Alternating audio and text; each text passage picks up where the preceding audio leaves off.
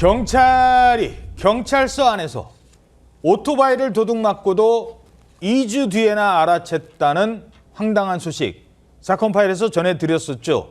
그 이후에 경찰서는 어떤 대책을 세웠을까요?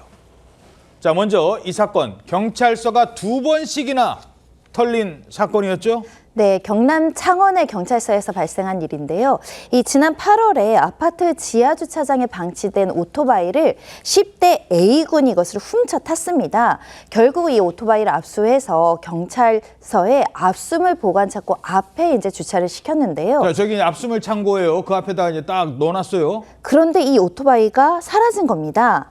그것도 당초 오토바이를 훔쳤던 그 A군이 이것을 가지고 갔다는 건데요. 또 훔쳐갔어요. 그렇습니다. 이 오토바이에는 잠금 장치가 없었기 때문에 A군이 가져가서 탈 수 있었다고 하는데 이 8월 달에 절도 사건이 있었잖아요.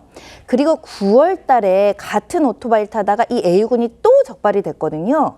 이 당시에도 경찰이 출동했고 이 오토바이 또 찾아왔습니다. 그래서 이번에는 파출소 마당에 임시로 보관을 했다고 하는데요.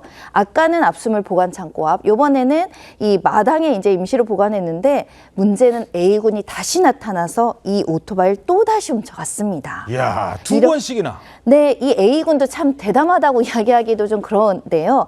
이렇게 같은 오토바이를 경찰서, 파출소 총 2번 도둑 맞았다는 거고, 특히 처음이 오토바이가 사라지고 나서 2주 동안이나 이 경찰에서는 이게 사라졌다는 사실조차 모르고 있었다는 겁니다. 그러니까요. 오토바이를 2번씩이나 훔쳐갔는데도 2주 동안 몰랐대요.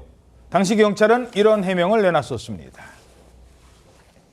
오토바이 키도 뽑아져 있는 상태에서 가져가리라고 그 생각을 너무 안일하게 한 거였습니다. 자, 그래서 재발 방지를 위한 후속 조치를 내놨답니다. 그런데 어떤 조치라고요? 네, 이 야간 당직자의 근무지가 원래는 이제 본관 1층 내부에 있는 안내 데스크였는데 외부 주차 통제소로 이동을 했습니다. 실제 당시에 이제 압수물 보관 창고가 외부에 있다 보니까 관리하기가 어려웠었는데 그때 당시 당직자도 오토바이 소리를 듣지 못하고 이 압수물 관리가 어려웠다. 그런 이제 비난이 있기도 했었습니다. 그러니까 당직 근무를 아예 나가서 해라? 그렇습니다. 그리고 근데 이제 문제가 생긴 것이 이 바뀐 근무 공간이 야외 주차 통제소다 보니까 약 1.5평 크기에 매우 협소했고요. 그리고 여기에 이제 유실물 신고가 등록이 된다 하더라도 이게 전산화가 되어 있지 않아서 이 근무자가 수시로 본관을 들락날락 해야 되는 그런 이제 문제가 발생했다라고 합니다.